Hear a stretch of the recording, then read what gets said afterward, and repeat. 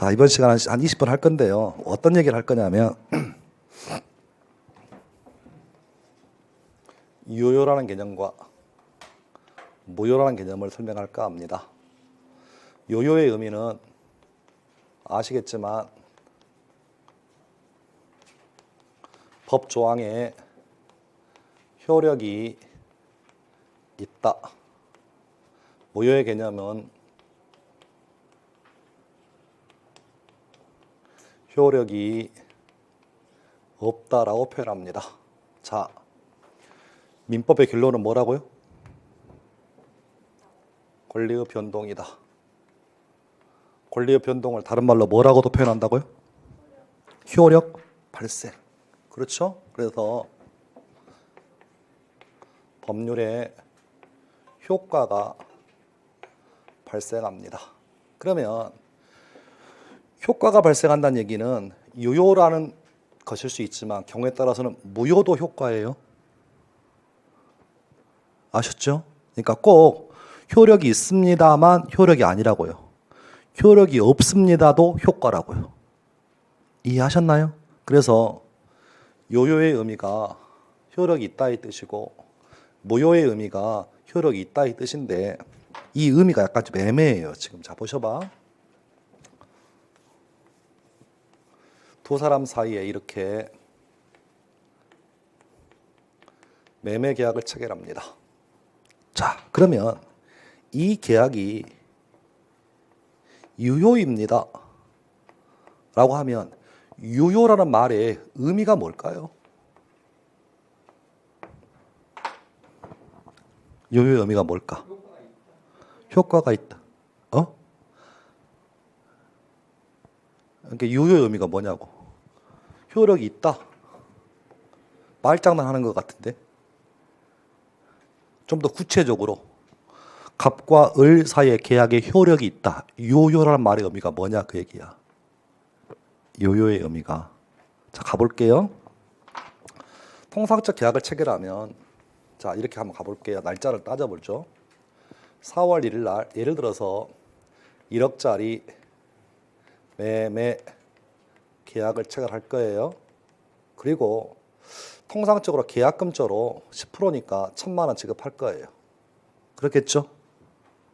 두 번째, 한참 뒤에 5월 1일 정도에 중도금을 주기로 아마 약속했을 거예요. 언제? 4월 1일 날. 그리고 한 달 더 뒤에 6월 1일 날 잔금을 치르고 그 날짜에 등기를 넘겨받기로 언제 계약한다고요?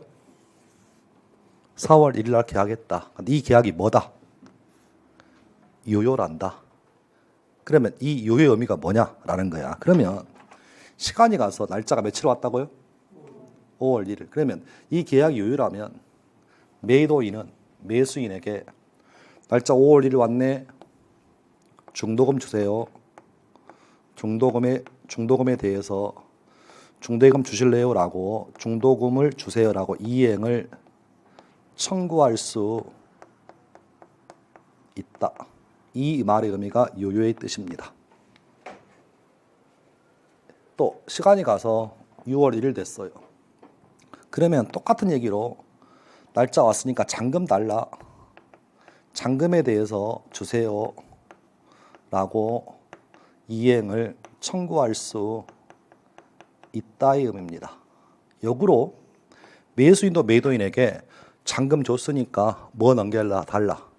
소유권 등기 넘겨달라고 소유권의 이전 등기를 청구할 수 있다의 의미예요. 이해하셨나요?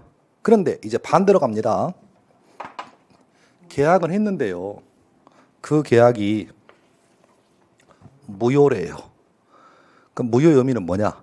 계약은 체결되었지만 계약이 무효니까 중도금 주세요라고 청구할 수 없다의 의미예요. 잔금을 달라고 청구할 수 없다의 의미예요.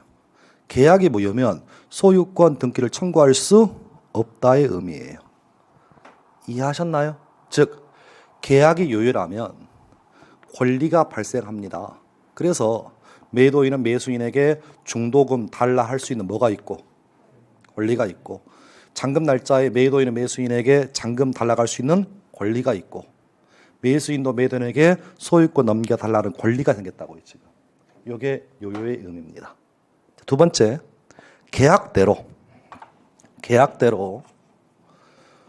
계약금 치르고 중도금 치르고 잔금을 치렀어요. 그리고 잔금 다 치르고 6월 1일 날 매수인 을앞으로 소유권 등기가 마쳐진 경우입니다.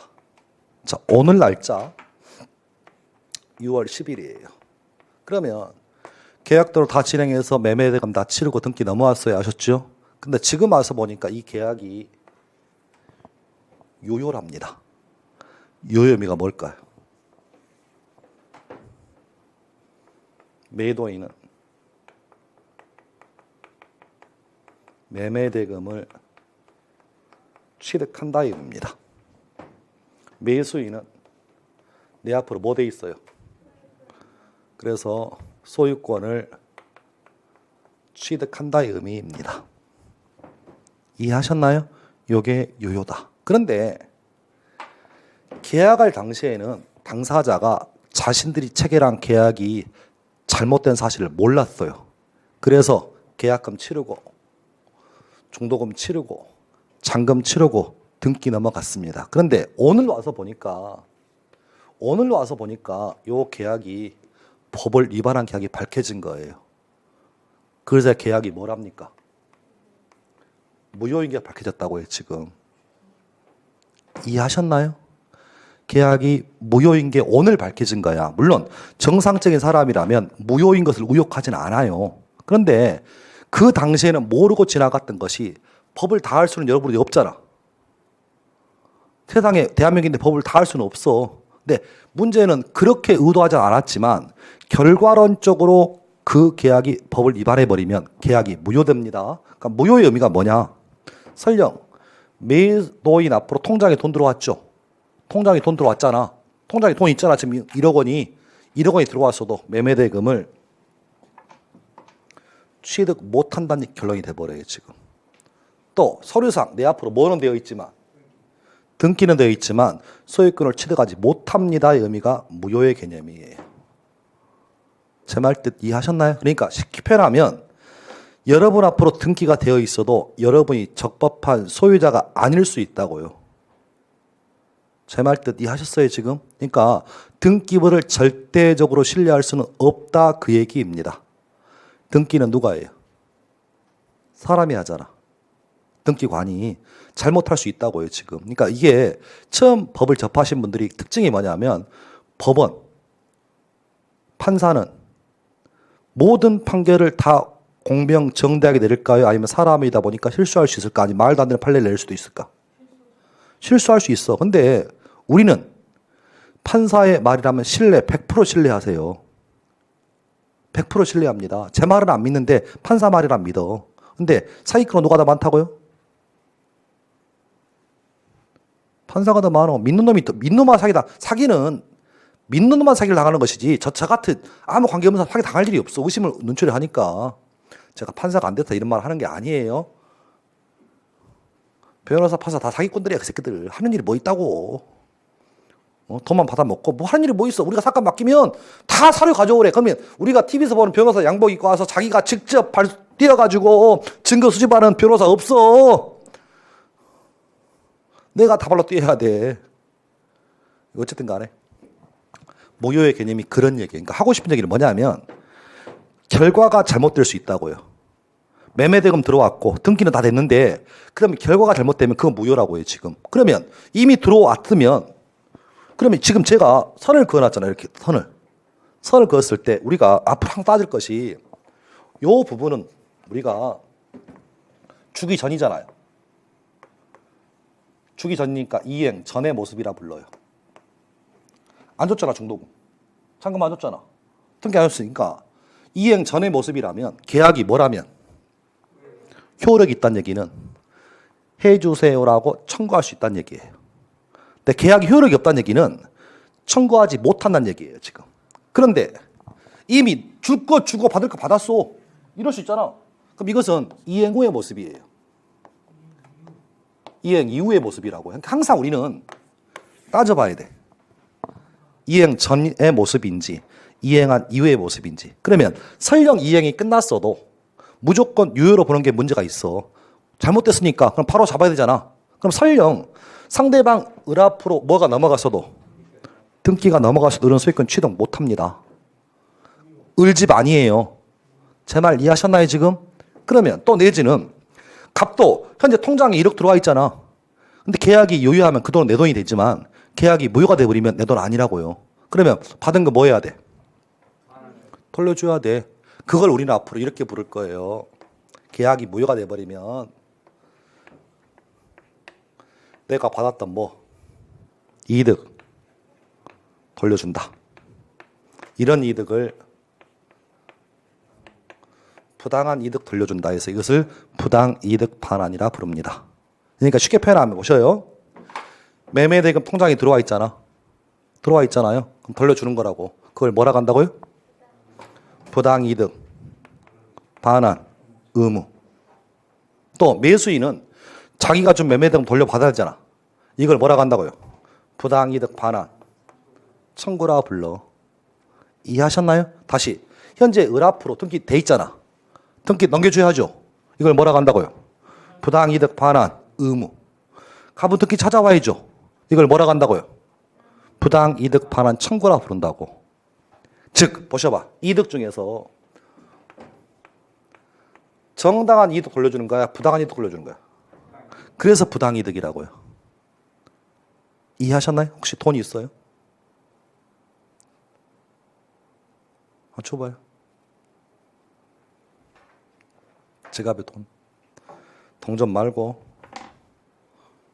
네, 던져주세요. 던져주라니까.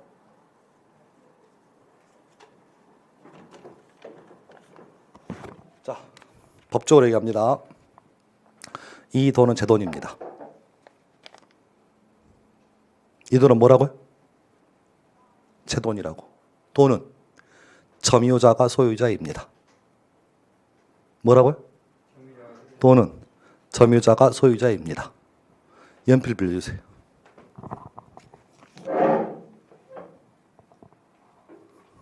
이 연필은 고객님 거예요. 빌려왔으니까. 즉 일반적인 동사 맞죠? 동산이에요? 일반적인 동사는 소유자와 점유자가 다를 수 있어요. 저는 점유하고 있잖아. 저는 점유자이지 소유자는 아니에요. 빌려왔으니까. 근데 돈은 다시 얘기합니다. 점유자가 소유자예요.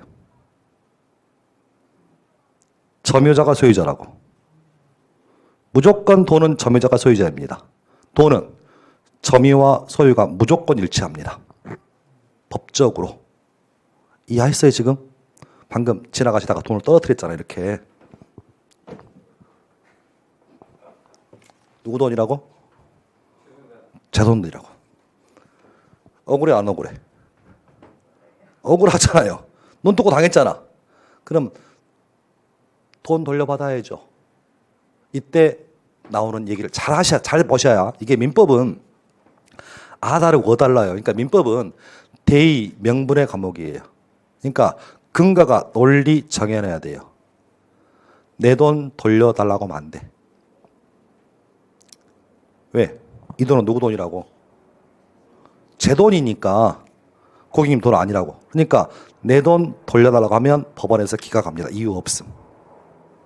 그럼 이때 나오는 권리가 저는 이 돈을 5천 원을 가지고 있을 원인이 있어 없어? 제가 정당하게 번 게 아니잖아. 아니잖아요. 그러니까 저는 5천 원 이득을 얻고 상대방은 5천 원 손실 받았잖아. 그랬을 때 나오는 걸 뭐라 한다고요? 네 글자. 저는 5천 원 부당이득 하고 있어. 이해하셨나요? 자 이제 돌려달라고 정확하게 얘기하면 돌려주고 정확하게 얘기 못하면 제 겁니다. 아셨죠? 얘기하셔요. 예, 그렇게 하시면 돌려주겠습니다.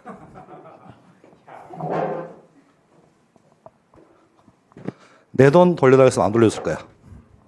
이게 민법상 부당이득이에요. 부당이득의 뜻은 뭐냐면 법률상 가질 원인이 없음에도 불구하고 내가 상대방의 재산을 취득함으로 인해서 내가 재산상의 이득을 얻고 상대방의 손실을 얻으면 이게 민법상 부당이득이에요. 정당한 이득이 아니에요. 아셨죠? 모든 이득이 아니야. 모든 이득이 아니야. 무슨 이득만? 부당한 이득만 돌려주면 돼. 잠깐 여기서 문제 보셔봐. 4월 1일 날 계약금 받았죠. 5월 1일 중도금 받았잖아. 그리고 잔금 받았잖아. 그리고 은행에 며칠 있었어요? 계약금은 2달 열흘, 중도금은 1달 열흘, 잔금은 열흘 있었잖아. 이자 붙었을까 안 붙었을까? 붙었겠지. 이자는 먹어 아니면 안 먹어? 즉 뭔 얘기냐면 매도인 통장에 1억이 들어와 있잖아요. 근데 계약이 무효래. 그럼 받은 돈 돌려줘야지. 돌려줘야잖아. 그러면 1억만 돌려줘 아니면 1억에 은행에 붙었을 이자 284원까지 돌려줘야 돼. 그런 문제가 발생한다고. 그런 문제가. 그래서 부당이득은 어떤 개념이냐면 통상적으로 계약이 무효가 될 줄 알고 계약을 했을까요? 모르고 계약했을까요? 모르고 했을까? 그래서 반환범위가 달라. 그래서 부당이득 반환 범위는 계약이 무효가 될 줄 몰랐다. 선이라면 남아있는 현존 이익만 돌려주면 돼요. 무슨 이익? 남아있는 현존 이익이니까 1억만 돌려주면 돼요. 이자는 내가 먹습니다. 근데 처음부터 그 계약이 무효가 될 줄 알았대.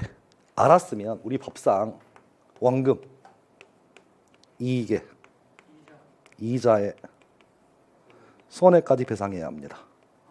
이게 부당이득 반환 범위예요. 그래서 선악에 따라서 반환 범위가 달라지게 됩니다. 그래서 저는 앞으로 민법 강의할 때요, 여러분 이러이러한 계약은 효력이 있습니다 라는 식의 강의는 하지 않아요. 왜? 이건 문제가 없는 계약이야. 그러니까 문제가 없는 계약은 배우지 않아요. 문제가 있는 계약만 배워. 그래서 우리는 앞으로 무효를 수없이 많이 배울 거예요. 이래서 무효예요. 이래서 무효예요. 이래서 무효예요. 이래서 무효예요.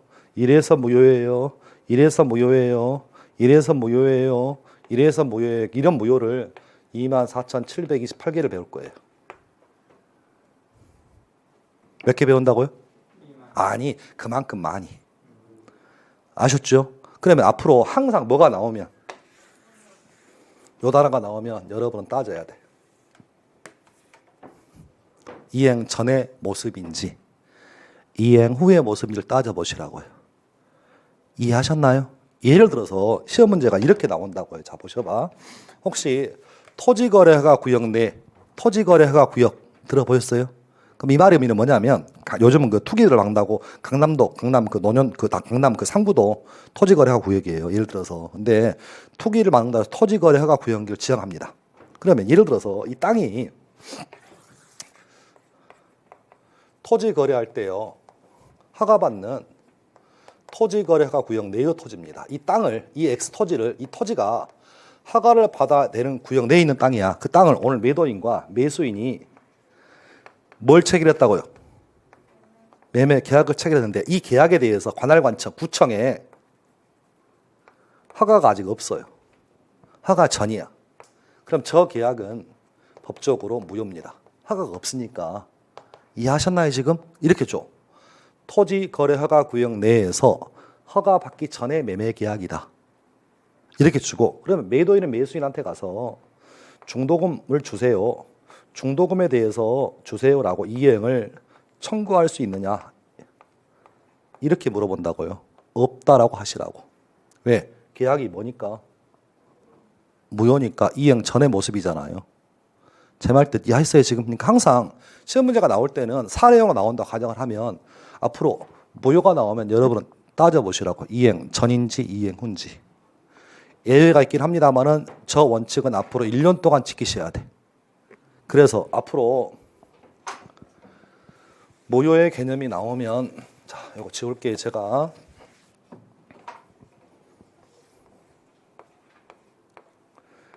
이행하기 전의 모습인지 이행을 한 이후의 모습인지는 따져봐라. 그래서 이행 전의 모습이라면 법적으로 이행을 청구할 수 있다 없다? 없다. 또 이행을 청구하더라도 여러분이 이행을 할 필요가 없어요. 이행할 의무가 없다고요. 그러니까 예를 들어서 계약이 무효면 아무리 매도인이 매수인한테 가서 중도금 주세라고 뭐 해도 청구해도 매수인은 중도금을 지급할 의무가 없다고요. 법적인 의무가 없다고. 이해하셨나요? 끝. 두 번째, 이행 후의 모습이라면 따져봐라. 상상 이행 후의 모습이라면 이행을 했으니까 돌려줘야 한다. 이 돌려주는 걸 뭐라고 한다고요? 부당이득 반환 청구라 부르고 내지는 부당이득 반환 의무라 부릅니다. 그러니까 한편으로는 청구권이고 한편으로는 의무예요. 이해하셨나요 지금? 얘기 끝. 자 그러면 자 보세요. 혹시 그 미국 가보셨어요? LA 안 가보셨어요? 로스앤젤레스는 안 가봤어요? 라성은요? 어떤 사람들 젊은 사람한테 물어보니까 농담이에요. LA는 가봤는데 라성은 안 가봤대. 우리가 나이가 먹었다는 얘기 아셨죠? 젊은 친구는 라성이 어딘지 몰라요. 우리가 나이가 먹었으니까 LA가 로스앤젤레스고 로스앤젤레스 한자로 라성이라는 사실은 다 알지만 근데 이게 민법적으로 표현하면 다 똑같은 얘기잖아. 근데 표현의 방식이 다를 뿐이잖아요. 근데 표현의 방식이 그렇게 나온다고요. 그래서 갑니다. 자 보셔봐. 하나의 토지를 두 사람 사이에 사고 파는 매매 계약을 체결하였습니다. 그래서 갑의 토지가 매수인 앞으로 소유권 이전 넘게 되었어요. 그런데 계약이 알고 보니까 뭐래요? 무효래. 나중에 보니까 이해하셨나요? 처음부터 무효인데 그 당시를 몰랐어. 이해하시고 처음부터 무효라고 한다. 다 모르고 계약금 치르고 중도금 치르고 잔금을 치렀다고요. 그러면 계약이 무효면 갑은 을에게 을은 갑에게 이 계약이 무효임을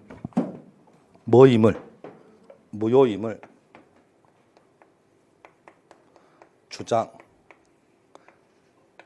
수 있습니다. 갑도 을에게 을도 갑에게. 이해하셨나요? 근데 상황은 소유권 넘어갔잖아. 이행 후잖아. 그럼 따라서 갑은 을에게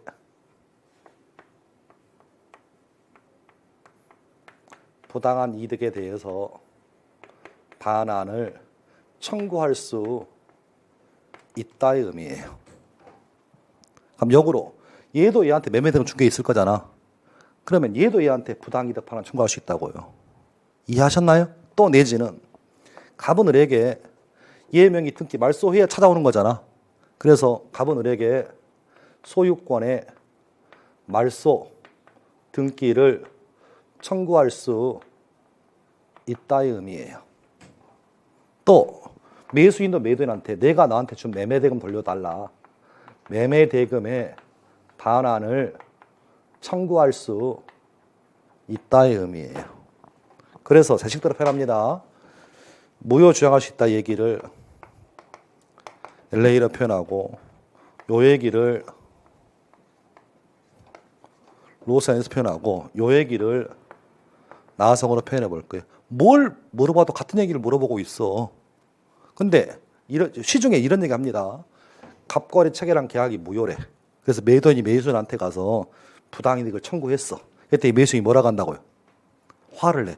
뭔 부당이득이냐고! 집은 돌려줄게. 이 타이밍이 웃어야 될 타이밍인데 여러분이 모르니까 못 웃는 거야 지금. 계약이 무효니까 을이 갑한테 가서 뭐 한다고요? 부당이득 청구한다고. 그러니까 매도인이 뭐라고 한다고? 뭔 소리냐고 부당이득이냐고. 매매대금 돌려줄게. 같은 얘기를 엉뚱하게 표현하고 있다고 지금. 그러니까 요 연습이 안 되면 민법이 어려워져요. 아셨죠? 주로 나오는 거 뭐라고요? 요 단어예요. 계약이 무효면 내가 준 거 돌려받는다. 이걸 뭐라고 한다고요? 부당이득 반환 청구라 부른다. 다른 말로 매매대금 반환 청구라 부른다. 다른 말로 소유권 이전 등기 말소 청구라 부른다고. 이해하셨죠? 앞으로 민법 총칙에 우리는 수없이 많은 무효를 배울 거예요. 이해하셨어요? 수없이 많은 무효 중에 거의 90%는 이 법리가 그대로 따라옵니다. 예외 간독이 있긴 하지만 일단 원칙이 이거야. 효력이 없다의 뜻은 나눠봐라. 이행 전이라면 이행을 청구할 수 없다. 법적으로. 이행 후라면 내가 준 거 돌려받는다. 이걸 뭐라고 한다? 부당이득 반환 청구. 요구로 돌려줄 의무를 뭐라고 한다고요? 부당이득 반환 의무. 다만 반환 범위가 무효인지 모르고 했다면 선이라면 남아있는 현존이익이고 악이라면 이익의 이자의 손해입니다. 얘기 끝. 오늘 여기는 여기까지 하고 마무리할게요. 끝 됐습니다. 요 관련 얘기를 찾아서 좀 찾아볼게요. 감사합니다. 그 226쪽 보시면 그 제일 위에 유효 무효 나와 있죠. 3번에 그래서 무효인 경우 나와 있어요. 양가로 3번 읽어볼게요. 1번 갑과 을이 매매계약만 체결하고 을 명의로 소유권 이전 등기를 하기 전에 계약이 무효인 경우라면 매도인은 매수인에게 매매대금 청구권 행사할 수 없고 매수인도 매도인에게 소유권 이전을 청구할 수 없다. 요건 이행 전의 모습이야. 2번 갑과 을이 매매계약 체결한 다음에 매매대금 수령하고 을 앞으로 소유권 등기가 맞춰졌다. 아, 이건 뭐예요? 이행 후니까. 무효라면 매도인은 매매대금을 취득하지 못하고 매수인도 소유권을 취득하지 못한다. 따라서 취득한 것이 있다면 부당이득이기 때문에 부당이득을 돌려주어야 합니다. 의미 이해하셨어요 지금? 예, 거기까지. 오늘 여기까지만 하겠습니다. 자, 오늘 마무리하고 다음 주는 추석 주가 아니라 쉬시고 없고 마지막 주에 이제 한 4시간 남았는데 그때는 다른 얘기 가지고 찾아뵙도록 하겠습니다. 생각보다 오늘 많은 얘기 했어요. 아셨죠? 생 기초적인 얘기를 했는데 다시 복습 한번 해볼게요. 읽으실 때 뭐 있어요? 법률 행위에 의한 물권의 변동. 두 번째는 법률의 규정. 그런데 부동산 물권 변동과 동산 물권 변동이 약간 다르다. 그래서 부동산 물권 변동은 통상적으로 등기한다.